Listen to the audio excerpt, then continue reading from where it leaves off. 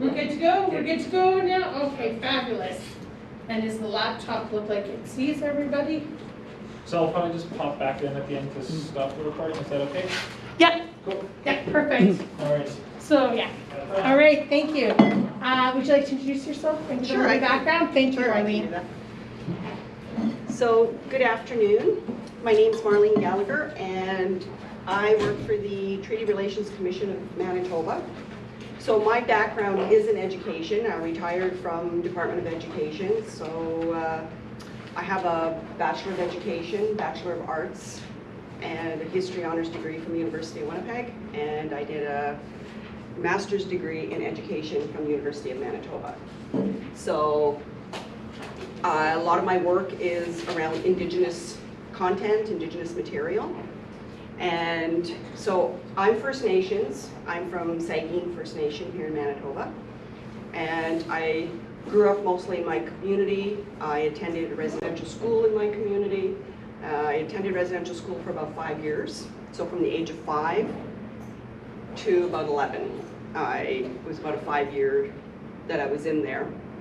So I'll talk a bit about my personal experience going to residential school, and also some of the impacts of residential schools on not just those that went, but the whole family. So, and if you have any questions as I go along, just put your hand up and I'll try and answer your questions.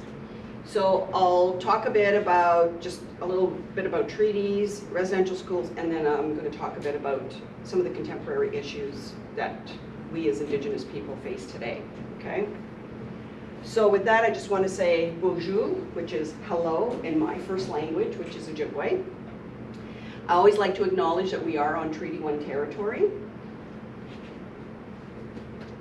So I always like to start off and say, ask people, what is a treaty? Because to just jump into a topic is, you want it to be clear what is a treaty, because there's a lot of misconceptions on what treaties are. A lot of people think that treaties are just kind of a thing of the past, but treaties are actually very much alive today. And the reason I say that is because they are an agreement, contract that was signed by the government at that time with the Indigenous nations. So the Indigenous nations were sovereign nations at that time. And treaties are living, breathing documents that should reflect the changes in society. They were written in a way so that when things changed and the people knew times would change, then they could update that contract. Unfortunately, a lot of that has not happened over the years. So the treaties are recognized by the Supreme Court of Canada as our Indigenous rights. Treaties should be understood not only from the Crown, is what they referred to the government at the time, but also from the Indigenous people's perspective. When you study any pieces of history, and even when I teach at U of W or U of M, any of my classes, a lot of my students really, if they write an article about it, most of it is not from an Indigenous perspective, because it's only in the last 10 years that Indigenous people have started actually writing about it, because we are an oral society. So prior to that, oops. Don't worry, just let it go. Maybe Okay. if I have to get IT to come, we'll get them. So the history hasn't always been accurate, right? When you go looking for documents, you're not always going to find things that Indigenous people saw or viewed. There it is here. This one? Yeah. And so that is an important piece to remember because of them being legal contracts. And the other piece is that the contracts actually describe the exchanges that occurred and how the Indigenous people agreed to share their land, of course, in return for various payments and promises. Now, there's a lot of different views on that. There's people that think, oh, Indigenous people get so many things, they get these things for free. But people don't realize it's not for free, because it goes back to those contracts, right? Those are legal contracts. So when you talk about Indigenous rights and what we're given, there's a lot more to it than just that. So in total, we have 70 recognized treaties in Canada. And I'm not going to go into them very much, just that the initial one was in 1701, which was the Peace and Neutrality Treaty. And so they're all named from places or people that signed them. And then of course we have 11 numbered treaties that are in purple. And they take up the largest landmass in Canada, as you can see from this map, that those 11 numbered treaties really do cover a lot of Canada. And they don't go in like following each province, they have their own boundaries. As you can see, we're here in Treaty 1, but yet Treaty 3 and 9 are in Ontario. So they're kind of all over the place. And the treaties came in two waves. There was Treaties 1 to 7 was more about the land and accessing land for the newcomers at the time. And the second wave, which was Treaties 8 to 11, it was about resources. The government wanted access to resources, and we know Canada is rich in resources because we have gold, we have oil, we have diamonds, right? And it goes on and on with other resources that are used. Now, the treaties, the Indigenous leaders negotiated for education. And that was to include the Indigenous people's input into what the education should look like for their children. The numbered treaties, of course, also addressed education, and the government agreed that they would maintain schools on reserve as advisable at the people's request. Now, this right was to guarantee First Nations to an education. It was agreed that this education would include an Indigenous worldview, it would include our languages, culture, and our environment, so that we would learn about our identity through this from the time we were children. And like for myself, my first language was Ojibwe. I didn't actually learn to speak English fluently until I was 5 years old when I went to the residential school. So for a lot of children, that was very important. And you know, working with part of our culture is important because it helps you understand who you are. And unfortunately with residential schools, a lot of that was taken away. There's a lot of policies and documents that were written with no Indigenous input. So one that's very important is the Indian Act. So when we talk about the numbered treaties, the first one was signed in 1871, so not even 5 years later, the government brought in the Indian Act with no Indigenous people's input in it, and basically it defined who we could be as Indigenous people, and they referred to us as Indians. So most documents are still referring to us as Indians because those are legal documents. It outlines what we can and cannot do. Even today, there's certain things that still apply to us because this still exists. This still dictates what Indigenous people do. And here we are in 2020, right? This legislation was not part of treaty agreements.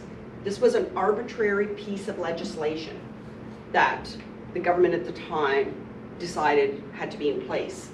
The Indian Act was imposed on us with absolutely no consultation.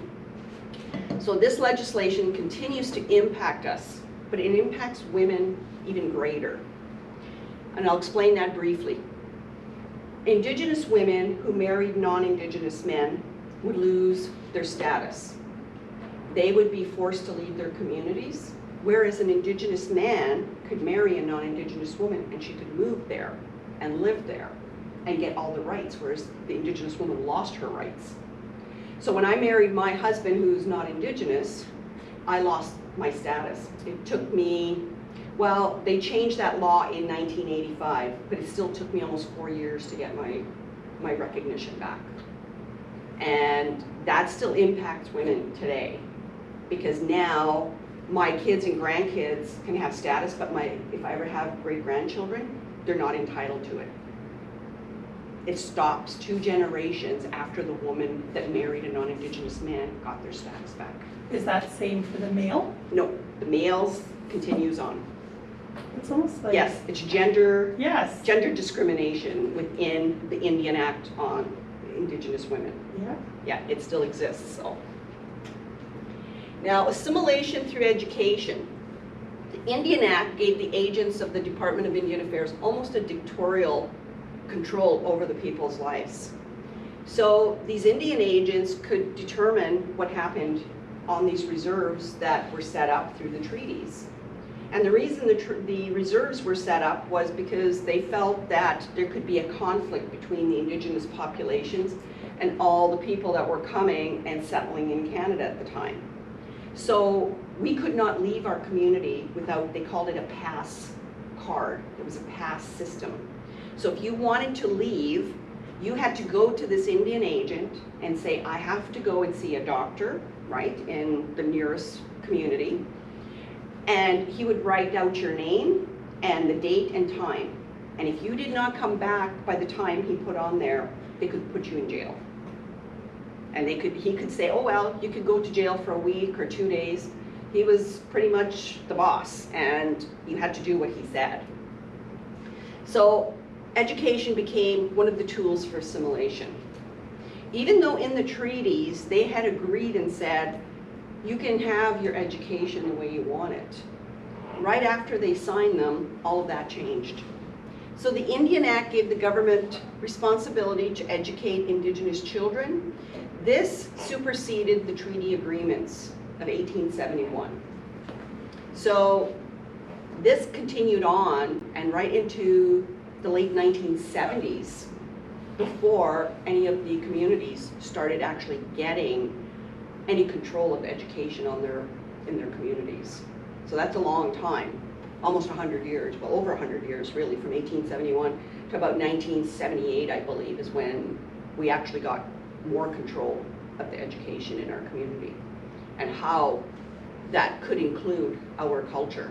So there's still a lot of things, and it's not really that long ago when you think about it. You know, you think, oh, 1871, yes, we're going to be celebrating next year, it's going to be the 100 years, right, of the first numbered treaty one.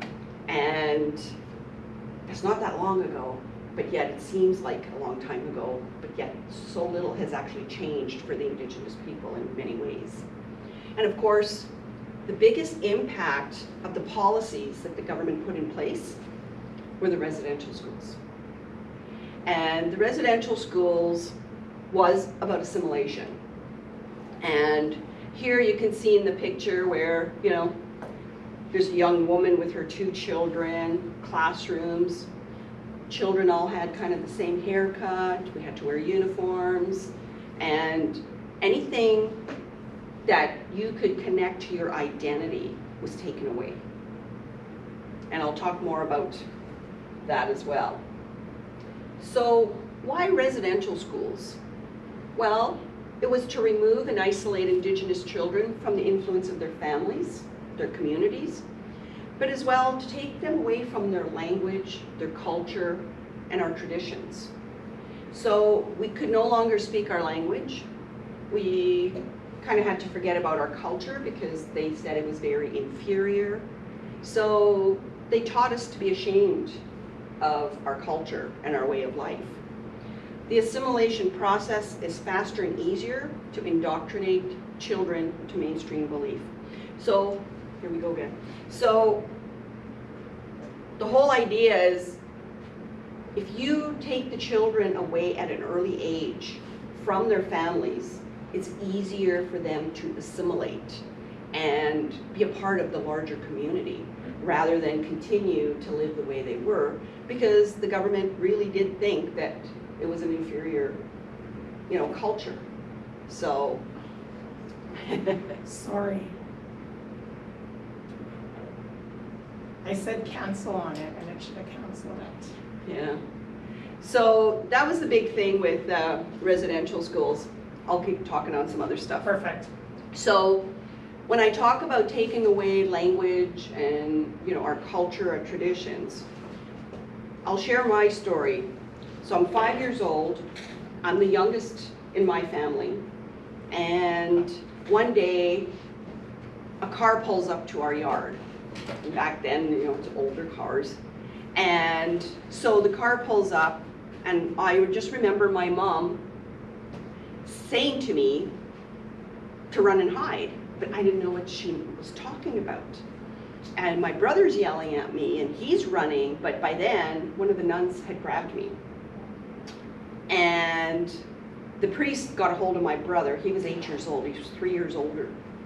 They took us. We didn't even get to say like the last goodbye to our parents. Threw us in the car and drove away. And as we were going, my brother in our language is telling me, oh, it'll be okay, you know, Mom's gonna come get us, don't worry, Mom's gonna come get us. I think he kind of knew that might not happen, but I think he was just trying to calm me down because being that much younger. So we get to this building, and the residential schools were not small. They were like about 3-4 stories high. A lot of them were like brick. The one in our community had a wood. And I just remember like, wow, this is such a big building, right? That alone is scary when you're 5 years old. And so we were separated. So they took my brother to a different part of the building and took me to another part. So I never got to see my brother. And the first thing they did is they take you in, and my hair had never been cut. Same with my brother, we had very long hair, curly, braided. They cut our hair because they know part of our identity is that connection to our hair. So they cut our hair, they shaved it right off. And then they used kerosene to clean us because we're supposed to be dirty little Indian kids, right? And I don't speak a lot of English, I know a few words, so you don't know what's really going on. And then they put you in a uniform after they shower you down with a hose and what have you. And then they give you a number. So every child that comes in is given a number. So some of the nuns wouldn't even know your name. You would just be number 15 or number 30 or whatever number you were assigned. All your clothing would be numbered. Anything you owned had that number, not your name. You were a number. And so that was how they take you away and start the indoctrination.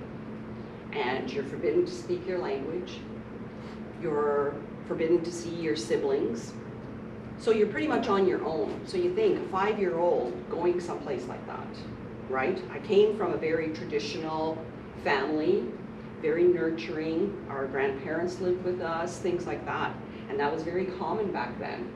And I think the reason they took us was because my grandparents had just died.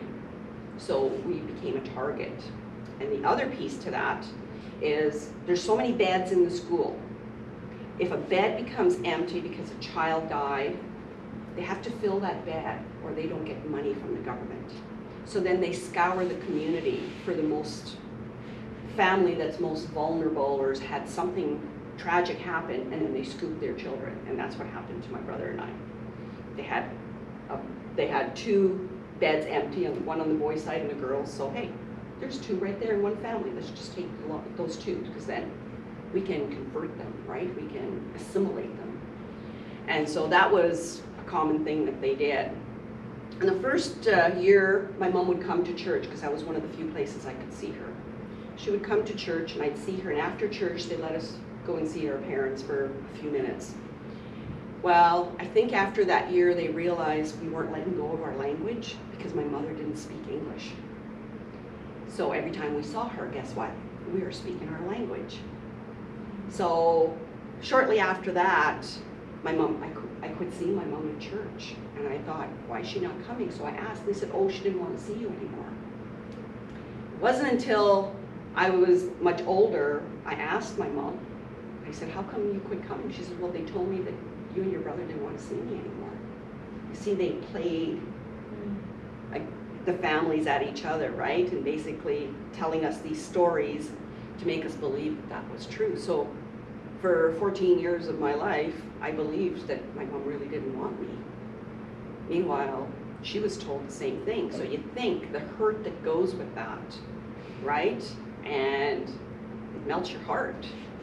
So anyways, I didn't see my mom again for, years.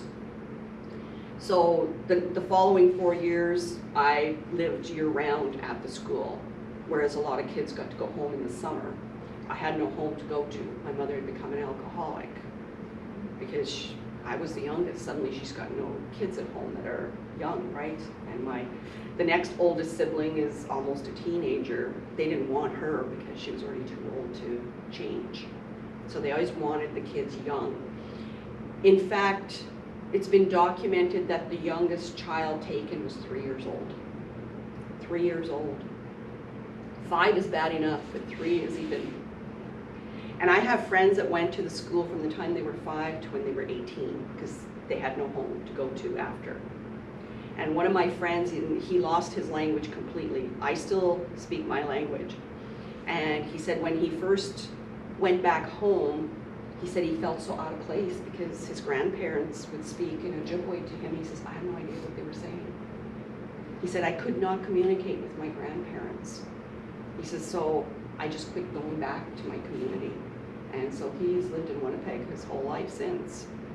Because he says, I had no connections anymore. I lost those. And that was common for a lot of people. And a lot after that just didn't fit in anywhere. And a lot of them became homeless and lived on Main Street and places like that.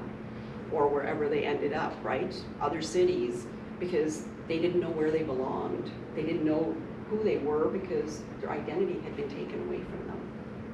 So it made it very, very hard for a lot of them to move forward in their life. And like for myself, I finished grade 12. I was the first one in my family to actually go through the regular school system and get grade 12. My brother quit when he was in grade 10 because he just couldn't handle it anymore, but he did go back years later and he got his grade 11, 12, and then he became a police officer. So my brother and I have both done well because we've furthered our education. And people have asked me, well, what made you do that? And I'm like, well, you know, I think I just wanted to prove them wrong. Because I remember when I was 8 years old, one of the nuns told me that I probably wouldn't amount to much, but I might have hope because my skin was lighter than my brother's. That's like there was really no one there to help you feel good about yourself or to make you say, you know what, you're going to do well. You can go on and do something, right? So when I go and talk to, you know, young Indigenous children, I always tell them, you can do whatever you want, because I didn't hear that. But for me, I think because I was so stubborn, I just wanted to prove I could do better than what they said I would, right? And that's was something that kind of drove me. So education has always been very important, and I've pushed that even on my kids. You know, my kids have gone to university and completed master's degrees, but they understood why I pushed it too. And I think it was important for them to know that. And they know pieces of my history going to residential school. The one thing I really don't talk about is the abuse, because that can trigger things for people. But a lot of the kids in there were not just physically abused, but they were sexually and emotionally abused, and for a very long time. And that's a scar that never really goes away, but you can move past it to a certain point, right? And so there's a lot of trauma from people that went to the schools. And one of the things I didn't realize about how the trauma impacted me was I have very curly hair. After they shaved my hair and my hair grew back straight. Poker straight. I'd never had such straight hair. And it was like that till about a year and a half after I left the school. One day my hair started to curl again. So that's stress and the trauma, yeah.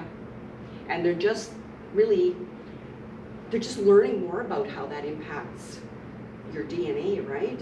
And when I was teaching at the Canadian Mennonite University, one of my students in my history class was writing about trauma and how it impacts you. And at that time, and I mean that's going back 5-6 years ago, she had a hard time finding documents to support, you know, her essay.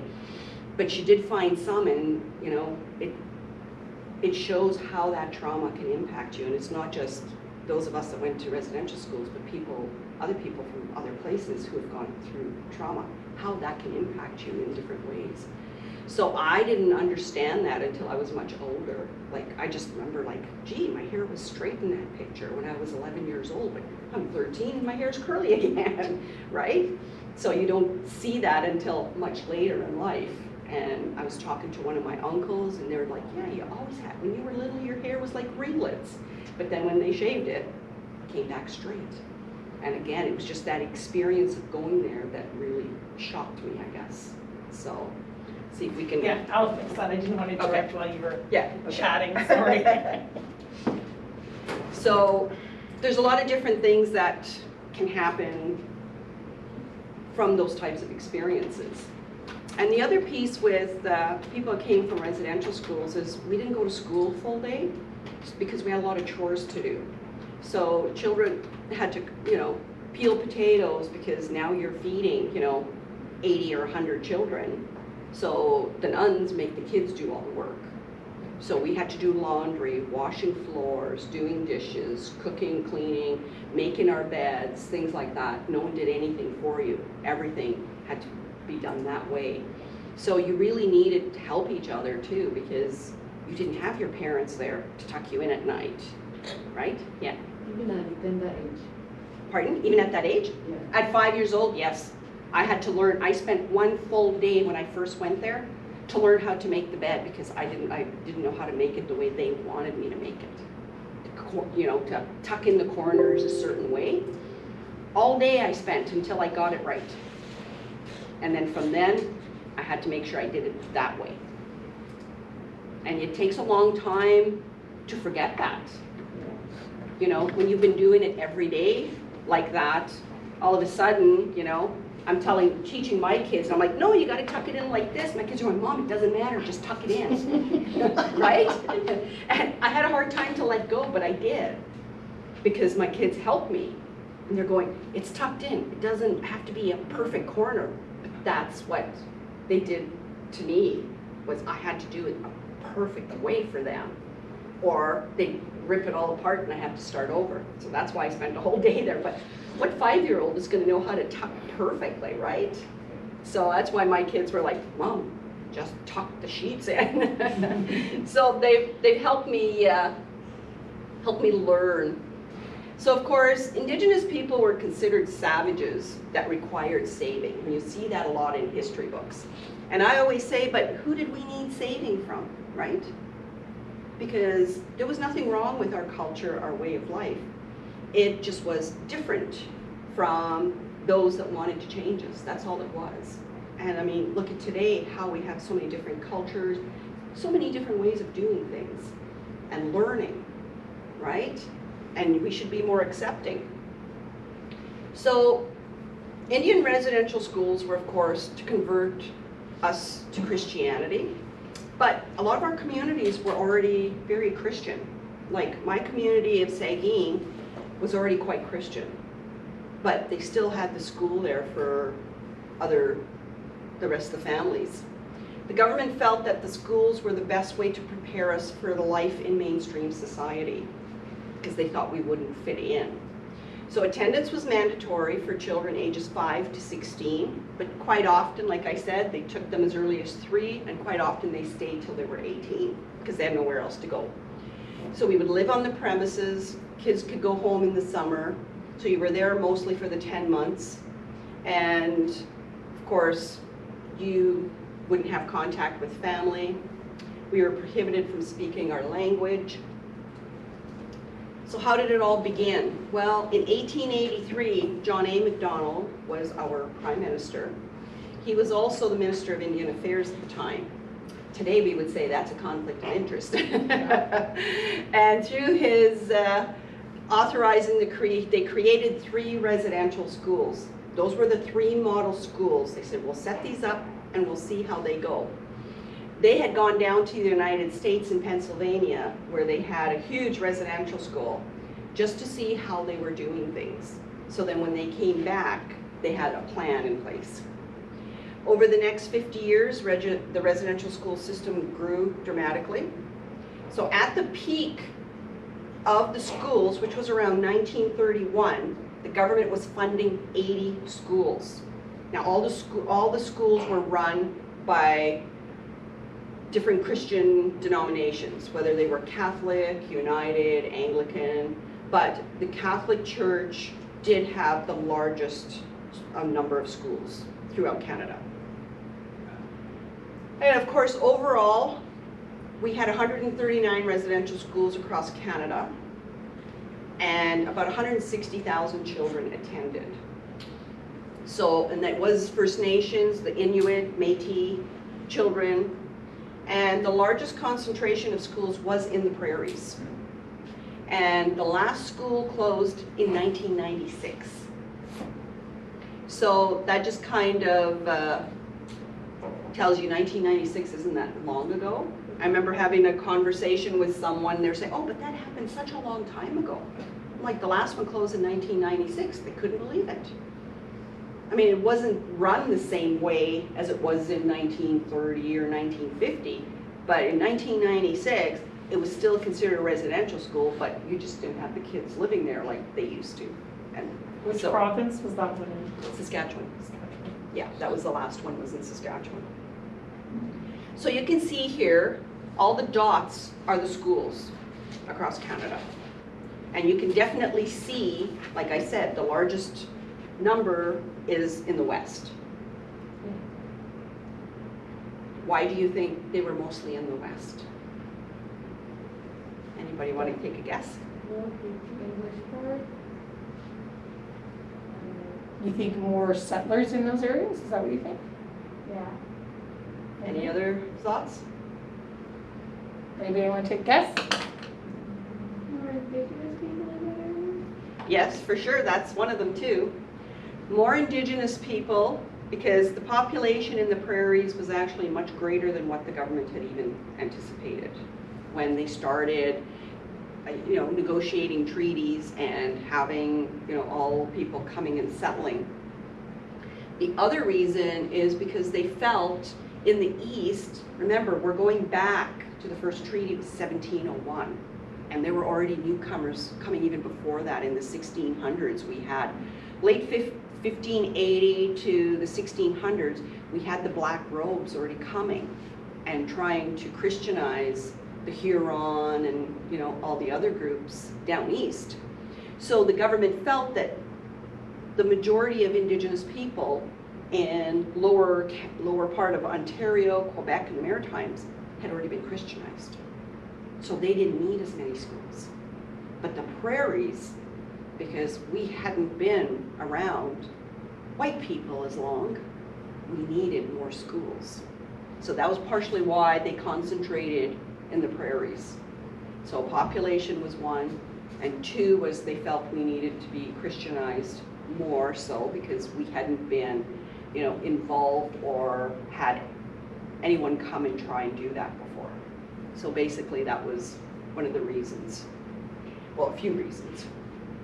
And of course in Manitoba, we had several schools here too, and actually one right here in Winnipeg. A lot of people don't know that, but we had a Assiniboine Indian residential school, and it's, I always get the street name mixed up, Academy. Okay. So when you're going Academy, Tuxedo? No? yeah, no, Academy almost at the St. James Bridge. Or Right where there. it kind of veers off like that? Is that it? Where the bridge goes up, right before you go up on the bridge on the east side. Off of Portage that way. No, it's right off Academy. Oh, it is? Yeah, so it's on this side of Portage, on this side of Assiniboine River. And the building's still there? One of the buildings, it's a tall, maybe 3-story brick building that someone bought, but all the residents where the kids live, that's all gone. So it's just the one piece of building. Oh, it's too bad they didn't make that into, like, for everybody to see. Yeah, because right now, the only building that's physically in good condition to be used as a museum is the one in Portage La Prairie, which Long Plains is making into a museum. That was just announced, Oh. I think a week or two ago, where Long Plains is getting federal funding to establish that as one of the Indian residential school museums. Oh, that's Yeah, fabulous. and I've been in that building, and they have like some of the bed frames. So of course going in there, just like, whoa, some of the stuff just really hit me because it just took me right back, People need to see it. you know, and to see the bed frames, because the Museum for Human Rights has some stuff, but you don't see the artifacts, you know, because the type of museum that is, you don't see some of the things, right? Or the chairs that the kids had to sit in. You know, like even in Ontario, one of the residential schools had an electric chair to keep the children in line. An electric chair, like in the early 1900s in Canada. And they would give you electric shock if you were, say, a runaway or something like that. So they used whatever means. I think it hits me hard when you say that because I'm a mom, right? So I think of all that. Yep. So policies put into practice. So the government and the church officials often said the role of the residential school was to civilize and Christianize the children. The schools fit into government policy of the time, namely the elimination of the economic and social responsibilities the government took on through the treaty process. And of course, this was supported by the Indian Act that I mentioned earlier. The schools served a secondary safety measure, as some were worried that without education and with neglect, the Indians would produce an undesirable and often dangerous element in society. And that's a quote out of a book. And there's people who were in government at the time that wrote things like this, you know? So if that's what they thought of the people, or another common phrase is, you know, the Indian residential schools was to kill the Indian in the child, because now that child grows up and doesn't think of themselves as an Indian. They think of themselves as anything but, because they're ashamed of that, right? So, and this just shows you a before and after. Like this was in the late 1800s, 1880s, someplace in there. And that's a child with their long hair and in their traditional clothing. And now they've been assimilated. But what people don't really talk about sometimes is, with this, we don't belong to either. We don't fit into this assimilated society that we were expected to. But now you've taken away who we were. Now we don't fit in with our families either. So now you have a large number of people who have gone to these schools that don't fit in anywhere. But now the government doesn't know how to fix that problem, because it's been there for so long. So I talked about the, you know, being taken, the haircut, the number. Academics, we did not learn as much as we should have. A friend of mine that went to school, we were only allowed to go up to grade 8. If you went beyond grade 8, you were considered assimilated, because now you've gone past that expectation, what the government set out. So anyways, my friend, she's since passed away. She's from Sioux Valley. She went to grade 8 and she always wanted to be a nurse. And her family originated in South Dakota. And of course, when they were having all the, you know, things happening down there, well, a lot of the Sioux people came up to Manitoba and Saskatchewan and settled. So her family originated there. So she applied to nursing and said, I want to be a nurse. So she did the application. They did, you know, a test, entry test, and they called her back a week later and they said, we're sorry, but based on the test, I don't even know if you have grade 5. So that, the academics were poor. We were not taught as well. And like I mentioned, the chores, but then even the isolation, you know, kids being separated and you're alone. The diet and sleep, they did experiments, nutritional experiments on the children, because they would give, I remember there would always be 2 lines of the girls' side, and the one line would get fruit. So some of them would get apple or an orange. The other line would get nothing. They'd be just sent off. And I ended up in that line where No food? no fruit, nothing. And so, you know, and then you would be given food that wasn't as good as the other group. So anyways, when I was about 7, 8 years old, I ended up getting really sick. Well, guess what? I was deficient in vitamin C and everything I needed. I ended up with sores all over my body, and I missed 3 or 4 months of school, which was bad enough already. But they wouldn't take me to the doctor either, because they didn't want, when kids got sick, they didn't want that documented. Years later, I called the hospital because I had gone there for an infection in my hand, because a nun stabbed my hand with a pencil because I wouldn't listen. And so my hand was like this before they took me in. But I called years later, there was no documentation that I had ever been taken there, because they didn't want that known publicly, right? So today, what we have are stories from survivors, because we can't go and pull these documents because some of them don't exist, because they, you know, burnt them or... Because it would reflect badly on them, right? Yes, So that's exactly. why. Yeah, now we say a certain amount of brainwashing occurred, right? I mean, like, and I said about the Christianity, a lot of our communities were, and to this day, we have some communities that are still very Christian. They might speak their language, but they don't go to sweat lodges or anything like that, right? To them, they go to church. So when I worked with Department of Education and I'd go do workshops, I'd have to really know the community and say, okay, do you want me to smudge, or do you want me to just say a prayer before we start our event? And so then I would know, because I didn't want to offend anybody either, because those are their beliefs now, right? You can't change that. I mentioned a bit about the, punishment, the abuse, experimentation. There was sterilization. There was a hospital north of Toronto and one in Edmonton. And any young women that went there and for checkups or whatever, they would sterilize them without them knowing it. You mean like hysterectomy? Yeah, they took, so they could not have children. So are those more the teenagers they did that? Yeah. Yeah. And there was a woman in Ontario that was suing the government because that had happened to her. And she said she didn't even know they just said, oh, you need this procedure. They didn't tell her what it was. It wasn't until she was like older, married, realizing she couldn't have children because she had been sterilized. And I mentioned the illnesses. I mean, what happened to me was just one of many. Kids would get sick. They'd have tuberculosis, whatever illnesses, but we didn't have access to the proper care, right? And that made it really hard.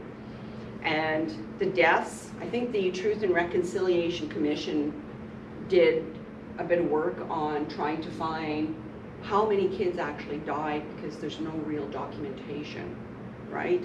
And some families, their child would just never come home and they wouldn't know even where they were buried or how they died, never mind anything else.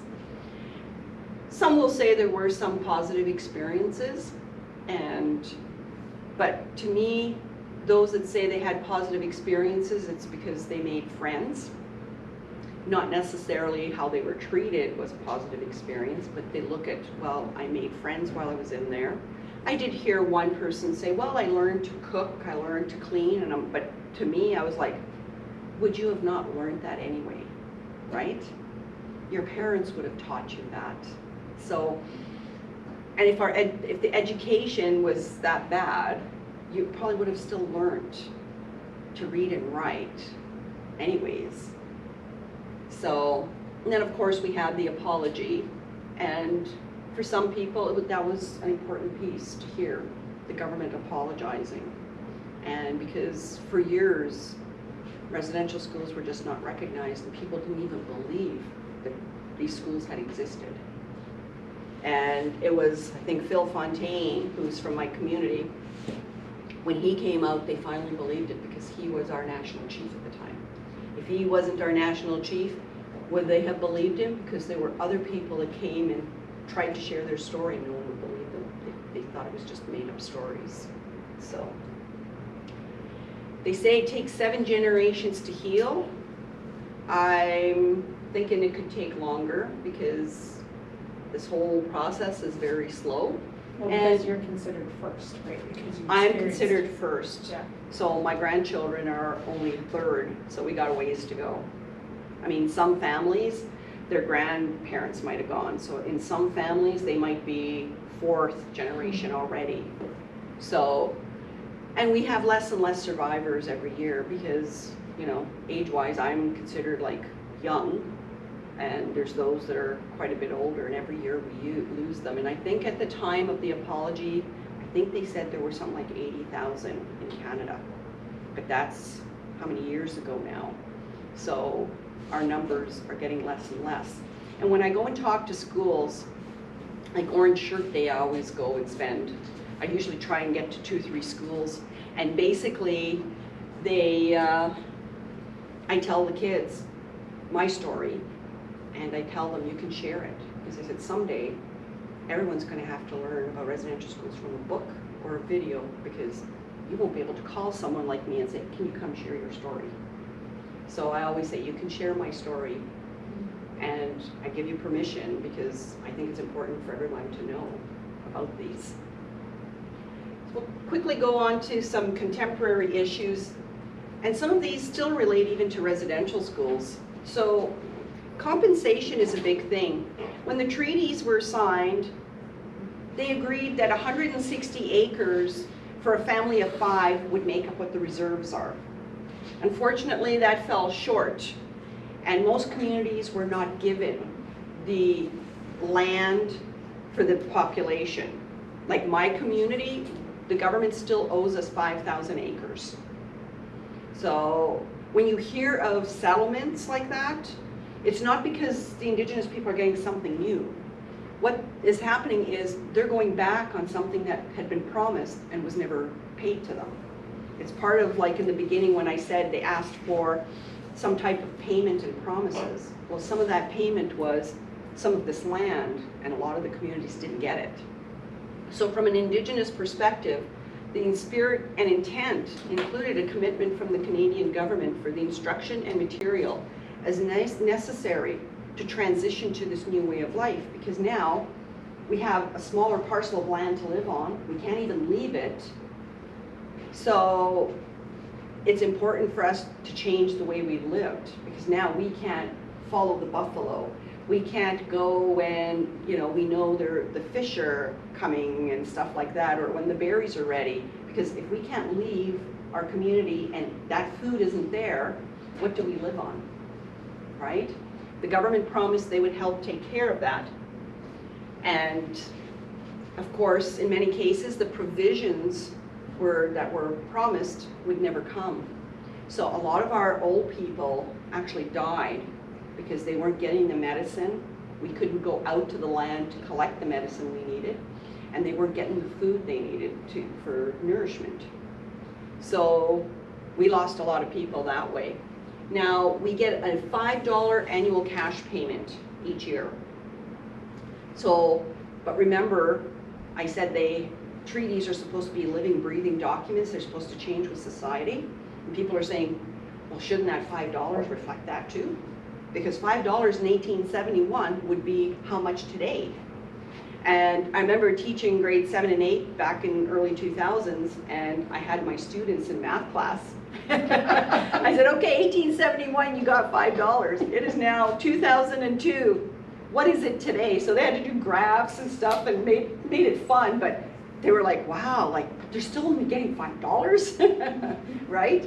So it was just a good way for them to learn about treaties, but also inflation, right? Because $5, usually it's around 2% inflation each year.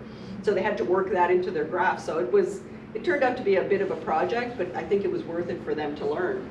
But there is a group in Ontario that is seeking to have that raised to reflect what that $5 should be today. And they went to court, I believe, sometime last year. Now, with COVID and everything, who knows? I'm sure all of that's been delayed. So this meager payment of $5 has just become a potent symbol of a complex relationship between the government and Indigenous people, because it's just, there's a lot of things that need to be done. Now, what are some of the rights that I had mentioned earlier? Well, we have land, and I talked already about all those resources that Canada has. Aboriginal title. If you live on the reserve, you cannot own the land. You can live on it and occupy it, but it's just exclusively occupation if you live on a reserve. You cannot, like, you buy a house in Winnipeg, right? You have a mortgage, you own that house and that land that it's on. On the reserve, you can live in this house, but you can never own it. You can never go to the bank and say, oh, I want to borrow money against my property. You can't do that because it's government property. Self-government. Again, when treaties were signed, we were sovereign nations, so we were self-governing, and that's something that very few of our communities can say they have 100% self-government today, because the government is a part of most of it. Indigenous women, I talked about losing our rights, and that's still happening, and I don't know when that will change. It's basically a fight. Each generation has to fight for this. So I have to make sure I tell my grandsons they're going to have to fight for their kids to ever get it, because it stops with them. Voting, we did not vote until 1960. Indigenous people could not vote. So a lot of these things were very much delayed for Indigenous people. Property rights, oh my, missed my R there. Property rights, again, on reserve, women have no property rights. So even though they're living in a house with their husband, if the relationship breaks up and the husband says you move out, he can kick her out and she has no right to ever go back in that house to even get her clothes. And it's like that right across Canada on reserve. And the Assembly of First Nations has been working through the courts to try and get that changed, to give the women more rights to access their own things, right? Can you imagine living here in Winnipeg? And I mean, that just wouldn't happen, because if you were getting a divorce, guess what? You're going to get equal, right? But there, and so people can't believe that that still exists like today. So promises and rights. Well, the chiefs negotiated for what would be needed to continue into this transition to this new way of life. So the federal government retained responsibility, and they said, we will provide health care to the Indigenous people. We will provide education. We will provide agricultural supplies and training. We were supposed to become farmers, but they didn't give us the tools. The agricultural supplies never came, so we never got the training. But we actually knew a lot about gardening, and we still do. I'm an avid gardener, and so we know a lot about that. And of course, the economic assistance was supposed to be temporary, to help us get on our feet during the transition. But again, that never came through. So a brief summary of some of these agreements. So First Nations receive limited reserve land, monetary compensation, farming tools, an allowance for ammunition and fishing, because we had to go out, right? And again, Canada obtained land rights, protection for land use for resource extraction, settlement from Indigenous hunting, fishing. They restricted alcohol use on reserves, and they had full control of the funds for education. So, some contemporary issues. We had urban reserves here in Winnipeg, and one of them is on Keniston, just used to be called Capion Barracks, right? There's ripping the buildings down there. That will become an urban reserve. And what that means is just, it's not like people are going to live there. There will be housing, but it's not from the Indigenous people. What they have said is we will get like an education building, there'll be, you know, businesses that can rent space. The whole idea is to generate revenue so that the Indigenous people can become more self-sufficient. That's from like Corden Grant, or no, from According to, what's the next street, right? Is it Grant or, yeah? No, this side of Grant yet. I'm trying to think of what that street. Because that you're talking those barracks, right? Because I drive down Kennedy. Yeah, it used to be the barracks, but it's not all going to Indigenous people. Some of it's going to the city, and there's some going to other groups. So, but a good chunk will be for that. The other things that I talked about that are contemporary issues is the status designation, because the government determines who can gain status as an Indigenous person. And of course, education, but I always say, you know, education can't be just education, because education is the key to a lot of things, but we also have to look at the employment, the health, the housing. You know, when I worked in education, we would work with schools, and I'd say, well, we can't just look at, you know, families that are bringing their kids to get educated, because if they don't have proper housing, if they're sick all the time, are they going to be in our school? They're going to be absent. So we have to make sure that all of these work together to build a better future for everyone. And of course, transparency. Unfortunately, we don't have complete transparency as to what happens on reserves. Our leaders can make decisions without even community input. To me, all of that should be transparent. Everyone in the community should know what's going on. Can you just, because you mentioned truth and reconciliation, Yeah. can you kind of in a snippet kind of just explain to them about that? Okay, so the Truth and Reconciliation, they did a report, and the report came out in December of 2015 with 94 recommendations. Those recommendations were to look at improving different areas. So one was education, and even in education, what it said was we need to learn and teach about the treaties in schools. We need to learn about residential schools. So the other areas included, you know, housing, improving housing for Indigenous people, because our housing is like third world conditions. It's that bad. And most people that live in Canada, if you've never been to a reserve, you wouldn't even think that. We have communities that don't have water.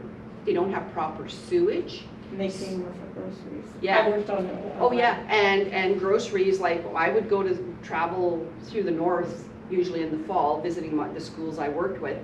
You could go to one of the stores and, you know, a can of tomato soup should be what, maybe $1? Up there you're looking $4. How can you live on that?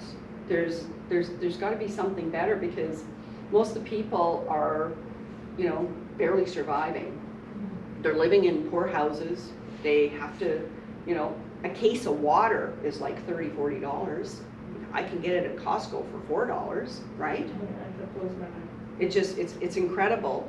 And people in Canada just don't understand how bad it is, because they just think we get so many things for free. They have to go and see how bad it is, because we have a lot of work to do here in Canada towards, you know, making things right and reconciling the past with the Indigenous people. And so other ones include like language and, you know, our traditions and culture, and to continue to learn about that. It's, like I said, it's 94 recommendations, so there's quite a few in there. And to me, it's like, how many will we address? Because when they did the report on the Royal Commission, the RCAP, they had 225 recommendations and they didn't even touch 20.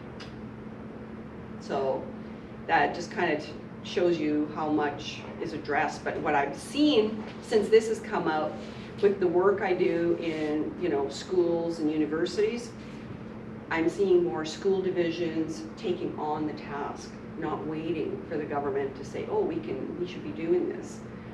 We see other organizations saying we can do this ourselves. We, you know, because we want to make things and build a better relationship with our Indigenous people. So we still have a ways to go, but we are definitely working towards it. And, you know, when you think about it, it's been 150 plus years since Confederation. So what will this future relationship look like with Indigenous people? It hasn't been the best in the past. We still have work to do on it. But for me, what I always tell people is the foundation for true reconciliation is to create a meaningful way to work together. Because if we don't work together, how do we move forward? We can continue to fight, but where does that get us? We need to work together as a team. So true reconciliation for me also includes for the government to actually uphold what they agreed to in the treaties, because there's still a lot of things there that they agreed to that is just not happening. And finally, the spirit and intent, of course, of treaties is to help us understand through our shared past, and that we all contributed to the development of Canada. right? You can't exclude one group and say, oh, Canada just evolved like this, right? There's people that gave up a lot, and there's those that came here for a better future and have been able to have that. So it's important to also recognize that the treaties, that status, rights are not gifts. Because I remember I said they were agreements. So some people say, oh yeah, you get a lot of things for free. They weren't gifts. Our families, generations before us, paid a price for all of that when our lives and our way of life changed, and when they signed those legal documents. So in return for these rights, there were a lot of concessions that had to be made by prior generations, like my great-grandmother. She lived to be 102. Hard to believe in those times that someone could live that long. But for me, this work is important because I will continue to work to honor my ancestors, because I know what they had to give up in order for me to be here and to have opportunities that they didn't have, right? So with that, I just want to say miigwech. Thank you for listening, and if you have any questions, I'm open to them. Questions? Oh, please, say your name again. Marlene, Yeah, my full name? yes. Marlene Gallagher. Shut up. Does anybody have questions for Marlene? Or comments or anything? I better check my online students here if anybody's got a question here. Hello, oh, somebody's got a question there. Okay. Kate, Tini? Yeah. Go ahead. Hi, Marlene. Hi. Always for questions. Thank you. That was a lot of information that I didn't know. I know a little bit of the information. My grandpa actually was in a residential school, Sandy Bay First Nation. So a lot of stuff I did kind of know, but I definitely found out some stuff today. I just was wondering, when you finished at the school, how old were you, and where did you kind of go from there? Yeah, that's an interesting story too. I left at 11 years old, and my aunt came to take me for a visit, but she never took me back. So anyways, she took me out, and my uncle went to get my brother, so they just never took us back. So we ended up living with my aunt for about a year, so we couldn't go to school, because if she had put us in school, then the schools would find out where we were, because the school was still open in Saugeen, right? So she knew that, but then her and her husband were getting a divorce. The school we were attending when we finally did go to school reported it to CFS, because they kind of wondered, you know, they knew at that point we weren't her children. So because that got reported, CFS took me and my brother and put us into foster homes. So I stayed in 3 different foster homes till I was 18 years old. So I never lived with my family again, and I did reconnect with my mom when I was about 14, 15. I ran away from one of the foster homes to go find her. And so then I was able to build a relationship from then on with my mom. She had quit drinking, she had a job. So her life had changed, and so it was just a really good opportunity for us to kind of, you know, reconnect, because I hadn't seen her on and off for so many years. So while I lived with my aunt, I regained some of my language I lost, and eventually, once I connected with my mom, I became fluent in Ojibwe again. And so yeah, so I was part of the 60s. Went from residential schools to 60 schools. Yeah. Thank you for sharing. Yeah, thanks. Okay, anybody else online that have a question? No? No? No? Okay, anybody in here? Everyone's so quiet. First day back to school is a little rough on everybody. Okay, everybody do the clap. Thank you, thank you, thank you. Thank you. Marlene's gonna go next door. Okay, so. Yeah. Okay, guys, I will see you tomorrow morning, all right? And we'll have a big discussion about this, okay? Have a good day. Bye.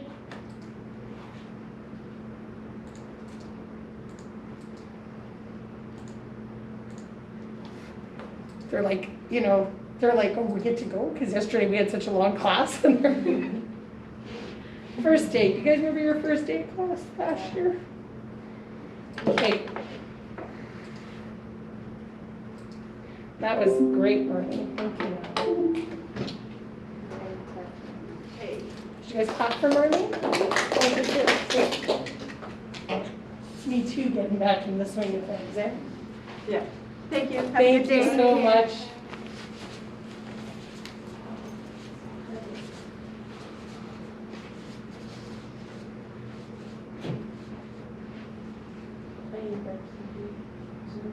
I need a poison.